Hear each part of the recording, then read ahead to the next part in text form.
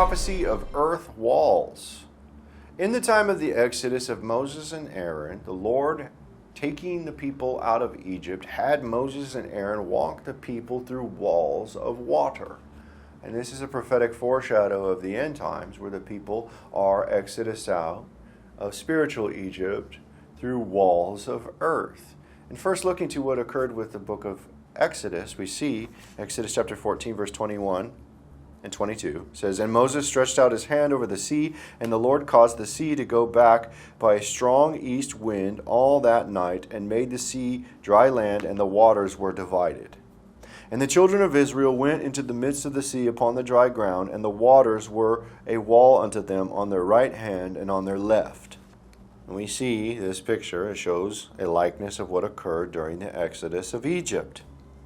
And on the spiritual Egypt exodus, their people will likewise be going through walls of earth. In the book of Revelation, chapter 11, verse 8, it talks about spiritual Egypt. It says, "And their dead bodies shall lie in the street of the great city, which spiritually is called Sodom and Egypt, where also our Lord was crucified." Our Lord was crucified in Jerusalem, and the people will be exodusing out of spiritual Egypt through a route. And the route is known for the people to exodus out safely as the Muslims surround Jerusalem. There's a location through the rocks that Christ used to go out to meet John to be baptized, which is the highway of holiness. And that route is the route that people will take on the flight out of Judea. Revelation chapter 12, verse 14 says, "And the woman were given 2 wings of a great eagle, that she might fly into the wilderness, into her place where she is nourished for a time, and times, and half a time from the face of the serpent." And it will be through this route that the people are exodused out safely. There's not a place where tanks and vehicles can drive through. It is on foot.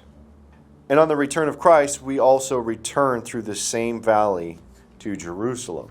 And this valley will be split, and the people will go through that through the Mount of Olives.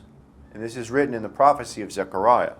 And it says, Zechariah 14 verse 4 says, "And his feet shall stand in that day upon the Mount of Olives, which is before Jerusalem on the east. And the Mount of Olives shall cleave in the midst thereof towards the east and towards the west. And there shall be a very great valley, and half of the mountain shall remove toward the north, and half of it toward the south."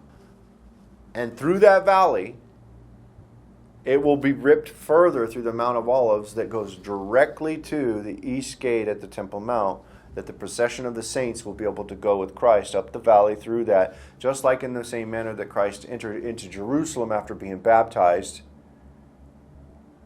That is going to be the same location. And that is a foreshadow, even what's written in the book of Corinthians. 1 Corinthians chapter 10, verse 1 and 2 says, "Moreover, brethren, I would not that you should be ignorant how that all our fathers were under the cloud, and all passed through the sea. And all were baptized unto Moses in the cloud and in the sea." And just like the time of Moses, the people went on through the Exodus and were baptized in the cloud and the sea. On Christ's return with the cloud of glory, the people will be baptized in that cloud, and they'll enter in through the walls of the earth, and they'll be baptized through the earth. Coming up first out of the ground, baptized out of the earth, into the cloud of glory, and will also be baptized through the splitting of the Mount of Olives and go through that baptism of the earth into Jerusalem. And this is the prophecy of the earth's walls.